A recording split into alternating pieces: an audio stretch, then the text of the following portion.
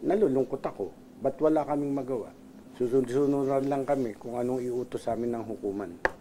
Kay San Simon Mayor po. San Simon Mayor, Ano po update? yes, malungkot ako sa nabalitaan ko. We have filed cases against the mayor with the DOJ. Now, because he is a mayor, sakop na naman ito ng Sandigan Bayan. Alright. Salary grade 27 up. Alright.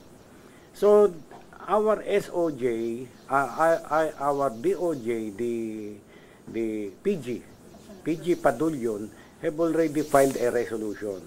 But that resolution has to be submitted to Ombudsman for final. Kasi ano lang, kami lang, sila lang, ang PG lang ang nag-investigate. So, nakagawa na si Sir PG Padulyon ng resolution, it was turned over to the Ombudsman. Meantime, hindi pa kumikilos ang Ombudsman. Eh, alam naman natin, magulo ngayon sa Ombudsman, di ba? Papalit-palit ng leadership. Now, sinamantalayan ng mga lawyers ni Mayor filed habeas corpus case doon sa Muntinlupa case, Muntinlupa Court. Hinanapan kami, bakit nyo ikinukulong pa yan? Na-file nyo na ba ng case? Sabi namin, eto na po ang resolution, nandun na po sa Ombudsman ngayon, o where is the information? After the resolution, an information will be filed in court. Wala. Wala pang resolution. So, malungkot dahil wala kayong maipakitang preba na meron ng information, resolution is not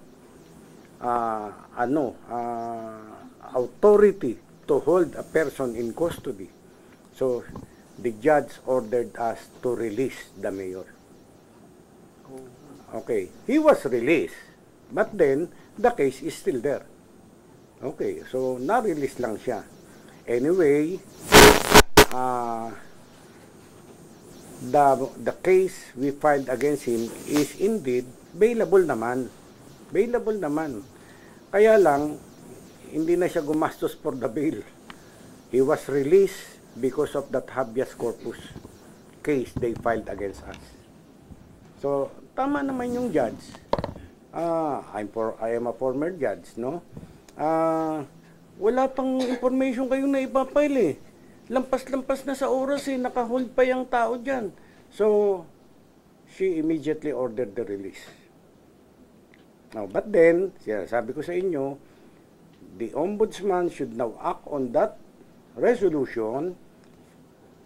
Hindi ko sinasabing, hindi ko inuutosan na file it with the Sandigan Bayan. Pag gano'n na nangyari, a warrant of arrest shall be issued. Ayun, mahuhuli uli si Mayor. At dahil nga available, paglabas ng warrant, pwede siyang mag-bail while trial. Ganun po yun. Okay? Sir, si Mayor po at yung mga kasama niya? Yes, they were all released because walang wala kaming holding na. Wala pang information. Sir, what will So, tinatanong nga ako ng warden natin, Sir, anong gagawin namin dito?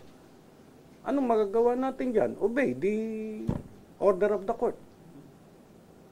Anyway, nandiyan pa yung criminal case. Sabi ko nga, pag lumabas yung information, he will be ordered arrested.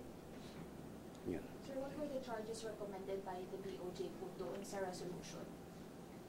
Yung ipinail namin, robbery, extortion, iba-iba pa. Iba-iba pa, hindi ko na matandaan. Do you have information, Director, kung ito yung San Simon Mayor ay nakakaganap na po ng tungkulin niya as Mayor ng San Simon? Wala akong balita. I don't know if a suspension order was issued by the DILG. Ganun po. May dito, sir, anong oras siya lumabas ng detection ng NBI, si Mayor? Alin? May details sir kung ano oras po lumabas si Mayor. Yesterday. Yes. Yesterday or a day before yesterday. Ganun lang. Dumating lang sa akin yun. I just keep quiet. Nalulungkot ako. Ba't wala kaming magawa? Susunod lang kami kung anong iutos sa amin ng hukuman.